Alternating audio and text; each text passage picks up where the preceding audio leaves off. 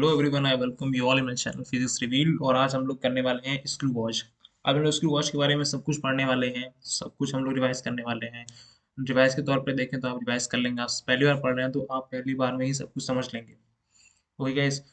और इसके पहले मैंने अपने वर्नियर कैलिपर किया हुआ है, ठीक है।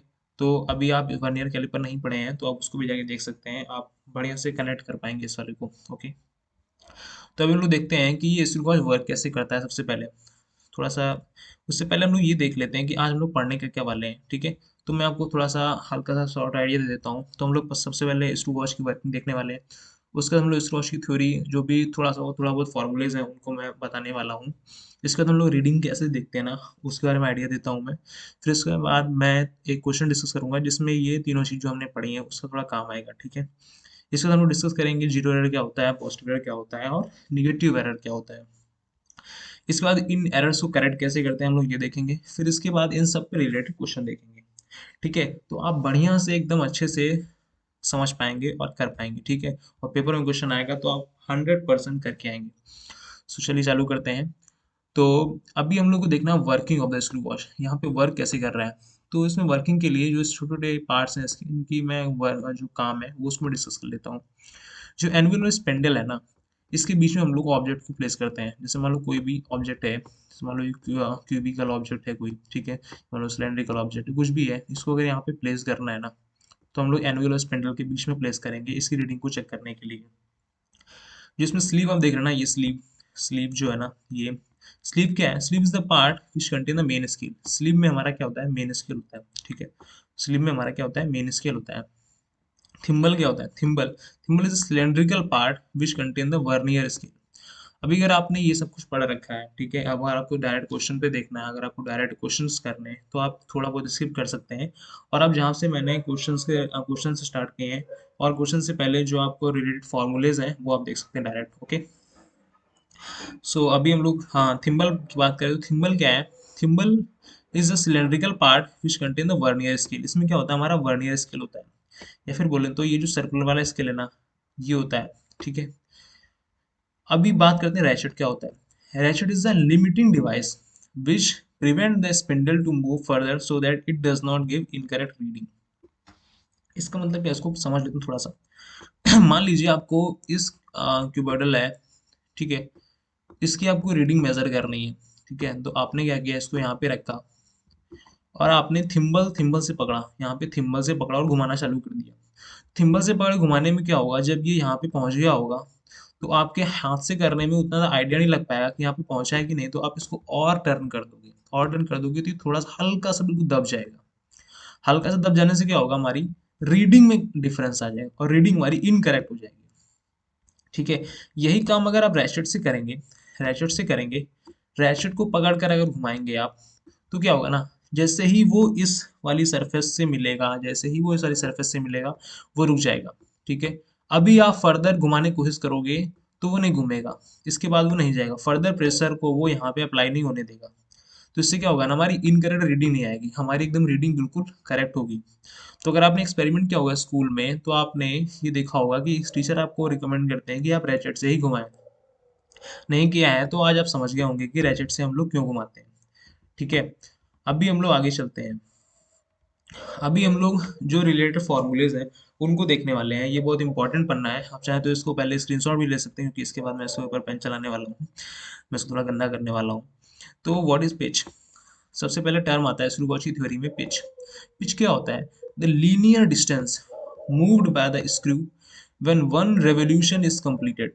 जब एक रेवोल्यूशन हमारा कंप्लीट हो गया हो तब वो लीनियर डिस्टेंस क्या मूव करता है स्क्रू, उसको हम लोग कहते हैं रेशेट, सॉरी पिच। तो क्या होता है, जैसे आपने स्क्रू वॉच में देखा ना, ये वाला लीनियर स्केल होता है, ठीक है। और इधर पे हमारा होता है मेन स्केल। अभी आपने इस लीनियर वाले स्केल को घुमाया, इसका जब वन रेवोल्यूशन कंप्लीट कर दिया तो ये थोड़ा सा आगे आ गया होगा। तो ये जितना आगे आ गया होगा उसी को हम लोग क्या कहते हैं, पिच कहते हैं। उसी को हम लोग क्या कहते हैं, पिच, ठीक है। अब जो ये पिच होता है ये क्या होता है, this is also equals to the LC of the main scale. LC क्या है, एलसी हमारा, where LC is the least count. जहां भी मैं एलसी बात करूं उसका मतलब होगा लीस्ट काउंट, ठीक है। तो LC of the main scale के बराबर होगा। ओके, ये बात आपको समझ आ गई, पिच के बारे में समझ आ गया। अभी आपने अगर इलेक्ट्रो मैग्नेटिक वाला चैप्टर पढ़ा होगा, तो वहाँ भी आप इसको कनेक्ट कर पा रहे होंगे कि अगर इलेक्ट्रिक फील्ड सॉरी किसी वेलोसिटी से मैग्नेटिक फील्ड अगर किसी डायरेक्शन में एंगल थीटा में है, तो वहाँ भी हम लोग पिच कैलकुलेट करते हैं।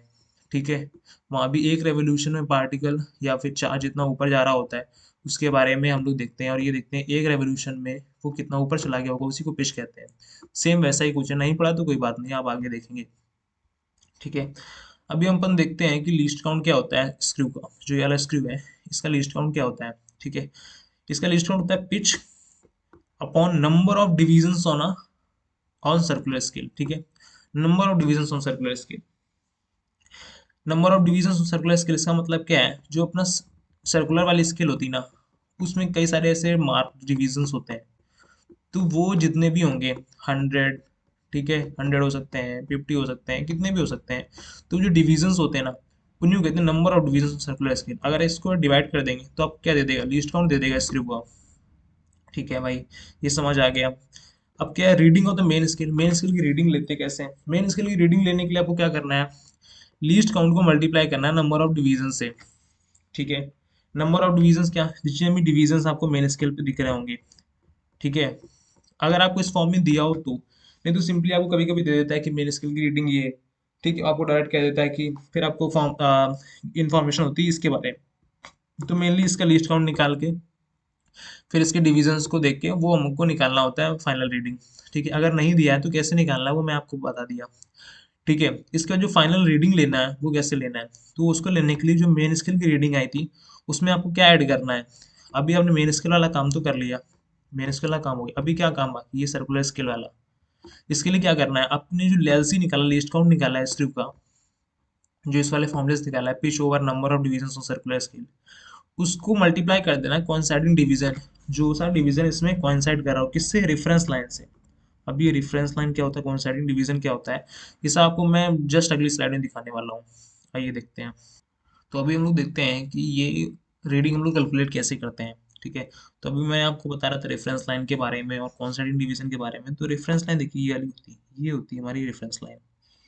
ओके, ये वाली होगी रेफरेंस लाइन। अब इससे जो भी वर्नियर का या फिर ये सॉरी जो भी ये सर्कुलर वाला डिवीजन कोइंसाइड कर रहा होगा, वो उसको हम लोग कहते हैं कोइंसाइड डिवीजन। तो यहाँ पे आप देख रहे होंगे तो कौन सा डिवीजन कोइंसाइड कर रहा है, ये वाला, ये वाला डिवीजन कोइंसाइड कर रहा है। ये कितना कौन सा वाला डिवीजन है, 20 है, 21, 22, 23 और 24th। ओके, तो हमें क्या पता लगे, coinciding division of circular scale क्या है, 24th है। ओके, उससे पहले हम लोग क्या बताना है, मेन स्केल की रीडिंग क्या होती है। मेन स्केल की रीडिंग क्या होती है, तो मेन स्केल की रीडिंग यहाँ पे देखेंगे, let the least count is 0.5 mm। यहाँ पे जो लीस्ट काउंट है वो 0.5 mm है। कैसे, अगर ये रीडिंग्स को हम लोग mm में माने कि ये 0 mm दिया है और ये 5 mm दिया है, तो यहाँ पे जो हमारा जो लीस्ट काउंट आ जाएगा वो 0.5 mm आ जाएगा। वो कैसे, 5 mm को हम लोग कितने इक्वल पार्ट्स में डिवाइड कर रहे हैं, 10। This is 1, this is 2। तो 1 1 mm को डिवाइड करते समय 2 इक्वल पार्ट्स लग रहे हैं, तो 5 mm डिवाइड करते समय 10 इक्वल पार्ट्स लग रहे होंगे। हाँ, अगर आपको ये लीस्ट काउंट के बारे में बहुत अच्छे से आइडिया चाहिए कि लीस्ट काउंट क्या होता है, वर्नियर कैलिपर वाले वीडियो में मैंने बहुत अच्छे से समझाया है कि लीस्ट काउंट क्या होता है। आपको वो फील आ जाएगा कि लीस्ट काउंट आखिर होता क्या है किसी भी स्केल का। ठीक है, तो ये यहाँ पे क्या हो जाएगा, 5/10। ठीक है, तो हमारा 5/10 क्या है, 0.5 mm हमारा आ जाएगा इस स्केल का लीस्ट काउंट। ठीक है भाई, तो ये 5, 6, 7 और ये इसका 0.5, तो 7.5 क्या आ गई, हमारी मेन स्केल की रीडिंग आ गई। ठीक है, 7.5 हमारी क्या आ गई, मेन स्केल की रीडिंग आ गई। अभी आगे क्या देखना है कि सर्कुलर वाले की रीडिंग की वजह से हमारी मेन टोटल रीडिंग क्या होगी। तो मान लेते हैं ये स्क्रू को आ जाए, उसका जो हमारा लिस्ट काउंट है वो 0.1 mm दिया हुआ है। ठीक है, क्योंकि इसके बारे में कोई इन्फॉर्मेशन नहीं है, तो मैं मान लेता हूँ, क्योंकि हम लोग कैसे निकालते थे, pitch over number of division on a circular scale, तो उसका अभी इन्फॉर्मेशन है, अभी लेट कर लेते हैं। मैं आपको सिखा रहा हूँ कैसे देखते हैं और कैसे कैलकुलेट करते हैं। तो 7.5 हमारी आ गई main reading, plus 24 division coincide कर रहा है। 0.01 क्या है हमारा लीस्ट काउंट, इससे मल्टीप्लाई कर देंगे और इससे इन दोनों को ऐड कर देंगे, 7.74 mm। ये हमारी क्या आ गई, टोटल रीडिंग आ गई। अभी आपको समझ आया। अभी हम लोग क्वेश्चन करेंगे तो और आपको क्लियर होगा। अभी देखते हैं क्वेश्चन। क्वेश्चन क्या है भाई, the pitch of the screw gauge is 1 mm। Screw gauge की पिच कितनी दी, 1 mm दी है, तो अपन लोग यहाँ पे लिख देते हैं pitch of the screw gauge is 1 mm। Okay भाई, इसका मतलब क्या है, यही हमारा क्या हो गया, लीस्ट काउंट हो गया ऑफ मेन स्केल का। मेन स्केल का लीस्ट काउंट भी यही होता है, मैंने आपको शुरुआत में बताया था। And there are 100 divisions on circular scale. Circular scale में डिविजन्स कितने हैं, 100 डिविजन्स हैं। ओ भाई, दो चीजें मिल गई, वेरी गुड। पेज और number of divisions on circular scale मिल गई, तो इसका मतलब क्या मिल गया हमको, least count of the screw मिल गया। ठीक है। In measuring the diameter of the sphere there are 6 divisions on a linear scale. 6 divisions on a linear scale, इसका मतलब क्या है, ये हमारे मेन स्केल की बात कर रहा है। ठीक है, लीनियर स्केल मतलब मेन स्केल। मेन स्केल में 6 डिविजन्स है, मतलब क्या है, नंबर ऑफ डिवीजन कितने हैं, 6। तो मेन स्केल की रीडिंग निकालने के लिए मैंने आपको शुरुआत में क्या फॉर्मूला बताया था कि अगर मान लो नंबर ऑफ मेन स्केल के बारे में ना इन्फॉर्मेशन दी हो, तो रीडिंग निकालने का फॉर्मूला क्या होता है, LC into number of divisions. LC is the least count. Okay, least count कितना, 1 mm। तो रीडिंग मेन स्केल की कितनी आ जाएगी, 1 into 6 mm। 1 into 6, this whole का mm, तो क्या आ जाएगा हमारा, 6 mm आ जाएगा। ओके, लीस्ट काउंट निकालते कैसे, pitch over number of division, तो 1/100 mm, this is equal to 0.01 mm या फिर 0.001 सेंटीमीटर। ये भी आ गया भाई, लीस्ट काउंट भी आ गया, रीडिंग भी मेन स्केल की आ गई। अभी बस क्या चाहिए, कौन सा डिवीजन कॉन्सेप्ट कर रहा है, तो कौन सा डिवीजन कॉन्सेप्ट कर रहा है, 40 वाला डिवीजन कॉन्सेप्ट कर रहा है। 40 डिवीजन कॉन्सेप्ट कर रहा है विद रेफरेंस लाइन। अभी आपको बताया ना रेफरेंस लाइन के बारे में, जैसे यहाँ पे 24 वाला कॉन्सेप्ट कर रहा था रेफरेंस लाइन से, वैसे ही यहाँ पे कौन सा डिवीजन कॉन्सेप्ट कर रहा है, 40 वाला। तो रीडिंग ऑफ स्क्रू वॉच क्या हो गई, the main scale plus LC into coinciding division.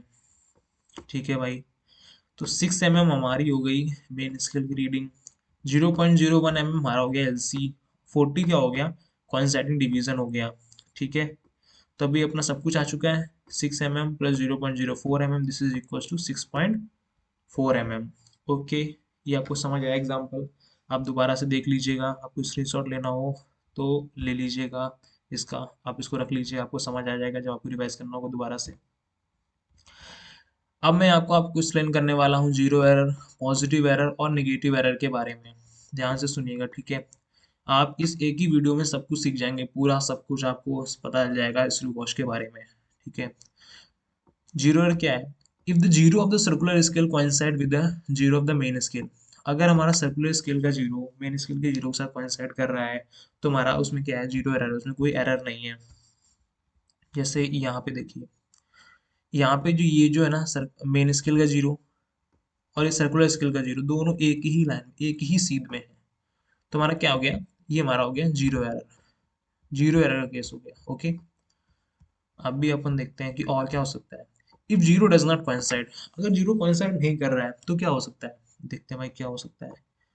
अगर जीरो अपना कोइंसाइड नहीं कर रहा है, ये रही अपनी सर्कुलर स्केल, ये रहा अपना मेन स्केल, अगर इसका कोइंसाइड नहीं कर रहा तो क्या हो सकता है, या तो ऊपर हो सकता है या तो नीचे हो सकता है, दो ही केस है।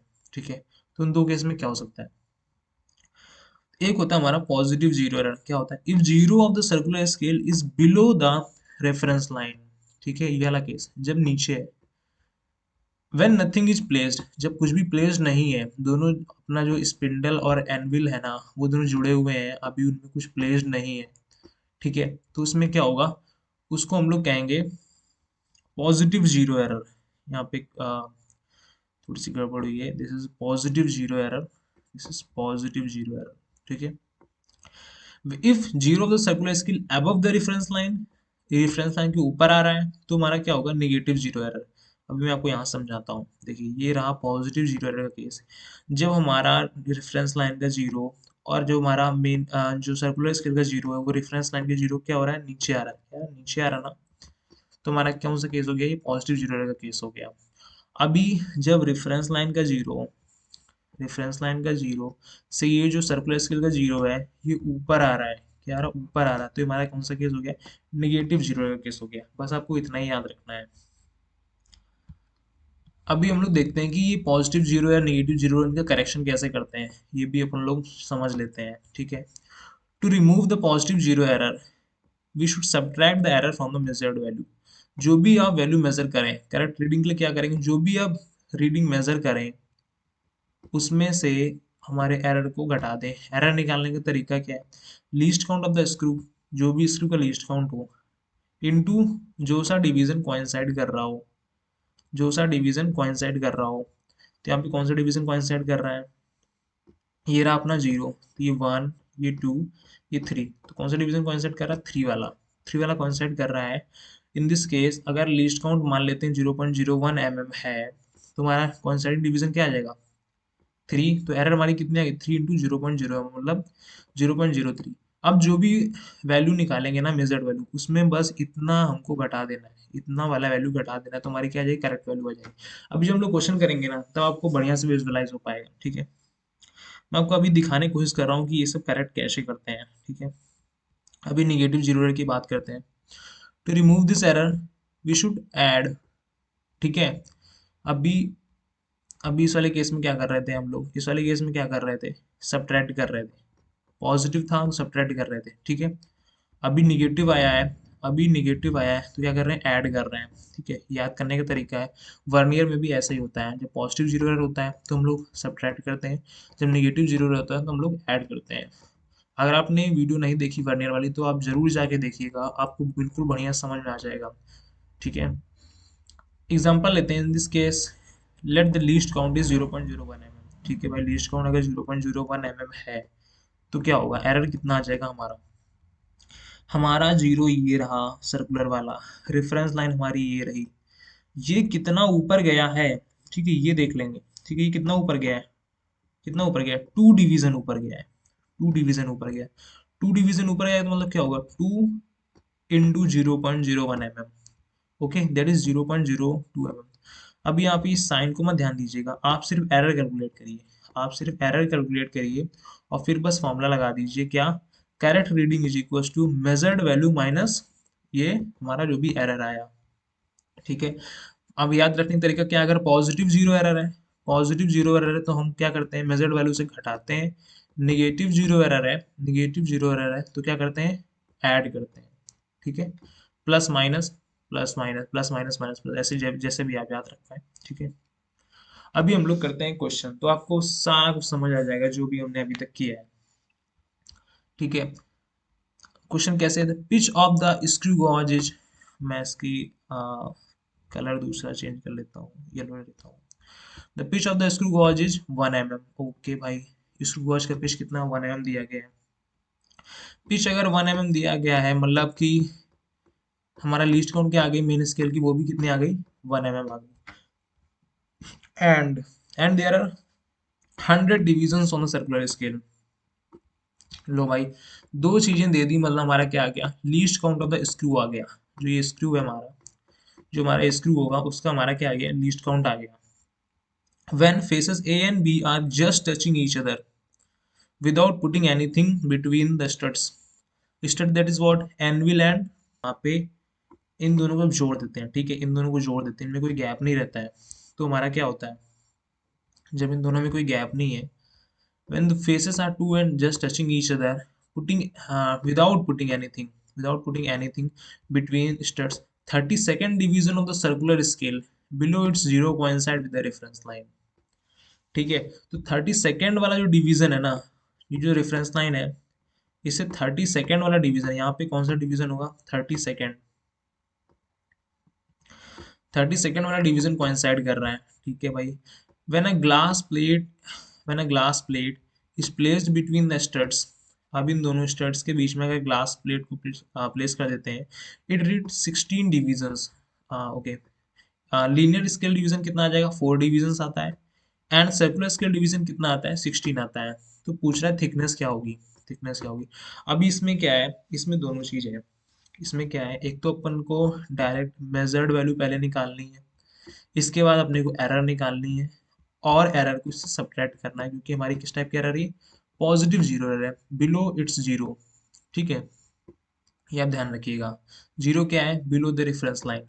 ठीक है, zero below the reference line होता है हमारा क्या होता है, पॉजिटिव जीरो एरर। ओके, तो करते कैसे हैं, ये मैंने यहाँ पे आपको सब कुछ दिखाया है। पिच क्या हो गई हमारी, पिच क्या हो गई, 1 mm हो गई।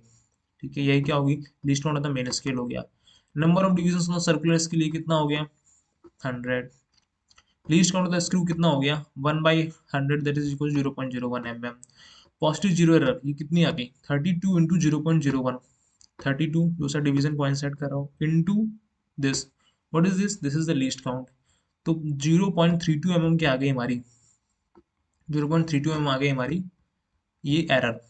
अभी रीडिंग निकालते कैसे, रीडिंग निकालने का तरीका था जो हमारा डिवीजन को जो जितने डिवीजन्स हो मेन स्केल के इनटू उसकी जितनी लीस्ट काउंट हो 4 इंटू 1 प्लस जो सा डिवीजन सर्कुलर स्केल का हो this is 16 into the least count of the screw.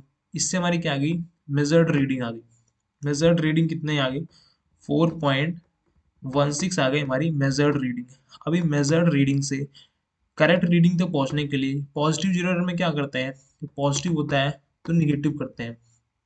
तो 4.16 में 0.32 अपन घटा देंगे। ओके, जो ये वाला कैलकुलेशन मैं आपको पहले भी करके दिखा चुका हूँ, ठीक है। तो अभी पॉजिटिव जीरो एरर जो भी आया 0.32 अभी इससे घटा देंगे तो आंसर क्या आ जाएगा हमारा 3.84। तो हमारा करेक्ट ऑप्शन क्या हो गया सी, इट इज 3.84। ओके, समझ आ गई पूरी बात, कैसे कैलकुलेट किया, कैसे नेगेटिव एरर निकाला, कैसे पॉजिटिव एरर निकाला, सारी चीजें समझ आ गई। सारी चीजें समझ आ गई तो इससे बाहर आपका क्वेश्चन नहीं जाना है, चाहे मेंस हो या एडवांस्ड, ठीक है। अभी मैंने जो ऊपर लिखा है वो आपके पढ़ने के लिए लिखा है। क्वेश्चन मैं आपको पढ़ देता हूँ, ठीक है। क्वेश्चन मैं आपको पढ़ देता हूँ। Consider a vernier caliper in which 1 centimeter on the main scale is divided into 8 equal divisions. Okay, and the screw gauge with 100 divisions on its circular scale. Okay, in vernier caliper, 5 divisions of the vernier scale coincide with the 4 division of the main scale. Okay, जो ये वाली information है, जो ये वाली information है, इससे हम लोग क्या निकालते हैं, इससे हम लोग निकालते हैं क्या, हम लोग को लीस्ट काउंट कैसे आता है वर्नियर वर्नियर कैलिपर का 1 MSD माइनस 1 VSD, ठीक है भाई। वहां से हम लोग 1 MSD और 1 VSD से यहाँ की वर्नियर की लीस्ट काउंट आ जाएगी। 100 division on a circular scale ये दिया है, ठीक है भाई। इसके बाद और क्या चाहिए, पिच चाहिए।